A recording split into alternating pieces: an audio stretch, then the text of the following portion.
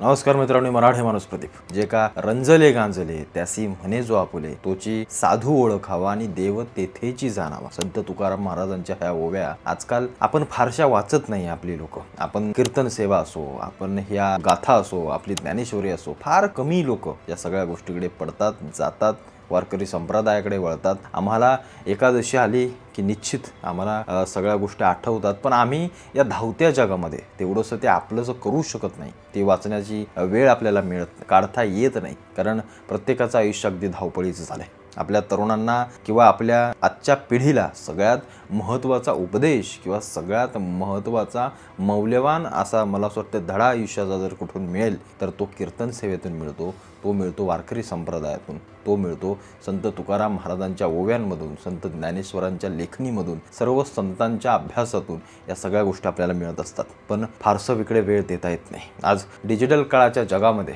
ज्या ज्या गोष्टी आपण दूरदर्शनवरती पाहतो, टीव्यांवरती पाहतो, बातम्यांमध्ये पाहतो, सोशल मीडियावरती पाहतो, त्या आपल्याला थोड्याफार प्रमाणामध्ये काही ना काहीतरी चांगलं शिकवत असतात, जे या सगळ्या माध्यमांमधून आपल्याला मिळत असतात.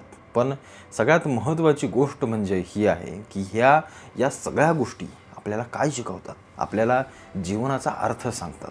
आपल्याला तुम्ही कधीही तुकाराम महाराजांचे अभंग वाचा, त्या अभंगातून नेहमी तुकाराम महाराजांनी तुमचं आयुष्य, तुमचा संसार, तुमचं जीवन, तुमचा समाज, तुमची व्यवस्था या सगळ्या गोष्टींवरती भाष्य केलं आहे. त्या नक्की कशा आहेत, कसं त्यातून सुटावं लागतं, कसं त्याच्यातून पोहून पलीकडे जावं लागतं, कसं आयुष्य जगावं लागतं, या सगळ्या उपदेशात्मक गोष्टी या सगळ्या माध्यमातून सांगितलेल्या आपल्याला पाहायला मिळतात. प्रत्येक संतांनी तेच केलं.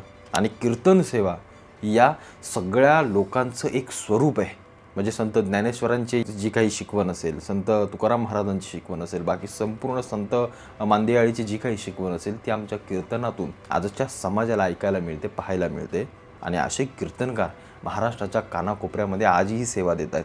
आपण अनेक कीर्तनकारांची मोठ्या मोठ्या नावं ऐकली असतील, आपण त्यांची कीर्तनं ऐकली असतील, आपण त्यांचे विचार ऐकले असतील, आपल्याला नेहमी त्यातून प्रेरणा मिळतेच. पण असेही काही कीर्तनकार आहेत जे आपल्याला कधी पाहता येत नाहीत, पण ते बुद्धिमान आहेत. ते अत्यंत मला असं वाटतंय या वारकरी संप्रदायामध्ये अभ्यासू आहेत. मोठं त्यांचं व्यक्तिमत्व आहे, पण ते फारसं कुठं दिसत नाही, फारसं पडद्यावर येत नाही. आणि या सगळ्या गोष्टी पडद्यावर आल्या पाहिजेत, लोकांसमोर आल्या पाहिजेत. ज्ञान दिल्याने वाढतं, आणि जेवढं आपण ज्ञान समोरच्याला देऊ आपल्याकडचं कमी होत नाही, तर आपलंही वाढतं आणि समोरच्याचंही वाढतं. अशी एकमेव कुठली गोष्ट असेल ते ज्ञान आहे. आपल्याजवळचे 4 पैसे आपण दुसऱ्याला दिले तर ते आपल्याजवळचे संपतील, त्याच्याजवळ येतील. पण ज्ञान ही अशी गोष्ट आहे जी पुढच्याला दिल्याने, उपदेश अशी गोष्ट आहे जी पुढच्याला दिल्याने पुढच्याचं चांगलंच होतं. आणि कीर्तन या सगळ्या गोष्टींचं एक प्रमुख माध्यम आहे. या सगळ्या गोष्टींवरती येणाऱ्या काळामध्ये 1 एप्रिलपासून सोनी मराठीवरती एक नवीन कार्यक्रम सुरू होणार आहे, महाराष्ट्राचा लाडका कीर्तनकार. या सगळ्या कार्यक्रमाच्या माध्यमातून महाराष्ट्रातले अनेक असे कीर्तनकारांचे मला असं वाटतं तिथे त्यांचे इंटरव्ह्यूज घेतले गेले, त्यांच्या मुलाखती घेतल्या गेल्या, त्यातून त्यांना सिलेक्ट करण्यात आलं.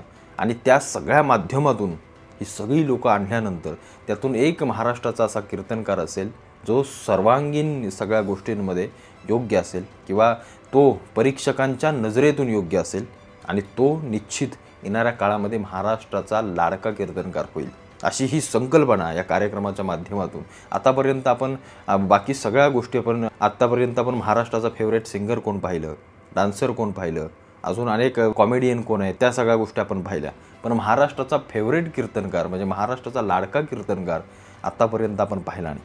आपण कीर्तन अनेक पाहतो, पण या सोनी मराठी या चॅनलने या सगळ्या गोष्टी आता सत्यात उतरवायच्या ठरवल्यात आणि महाराष्ट्राची कीर्तन सेवा घराघरामध्ये पोहोचवायचं त्यांनी हातामध्ये घेतलं. महाराष्ट्राचा असा कोण लाडका कीर्तनकार आहे ते देखील आपल्याला या माध्यमातून समजेल, आणि आपल्या सर्वांपर्यंत ही कीर्तनरूपी सेवा पोहोचेल.